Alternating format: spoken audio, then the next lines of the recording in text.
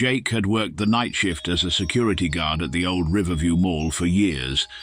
The place had been mostly abandoned, save for a few stores that stubbornly remained open. It was a dull job, but it paid the bills. One stormy night, as he made his rounds, he heard a faint rhythmic tapping echoing through the empty corridors. He paused, listening intently. The sound seemed to come from the far end of the mall, near the old toy store that had closed down years ago. Curiosity piqued, Jake decided to investigate. He walked through the dimly lit hallways, his flashlight cutting through the darkness. The tapping grew louder as he approached the toy store. When he reached the entrance, the door, which was supposed to be locked, stood ajar.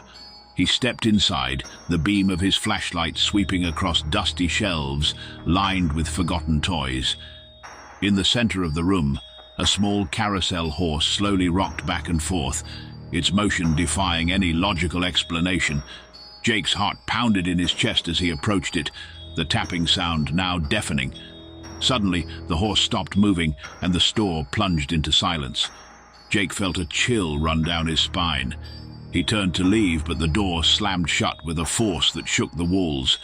Panicking, he tugged at the handle, but it wouldn't budge. The tapping resumed, louder and more erratic, coming from all around him. Then he saw them. Small, ghostly figures of children emerging from the shadows, their eyes hollow and lifeless. They moved towards him, their mouths opening and closing in silent screams. Jake stumbled backward, tripping over a fallen shelf. As he hit the ground, the last thing he saw was the carousel horse, now right in front of him, its eyes glowing with a malevolent light.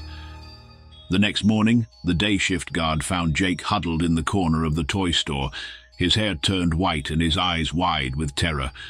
He never spoke of what happened that night, but he never returned to Riverview Mall again. The old toy store was sealed off, and the mall's last few tenants moved out soon after, leaving the place to its ghosts.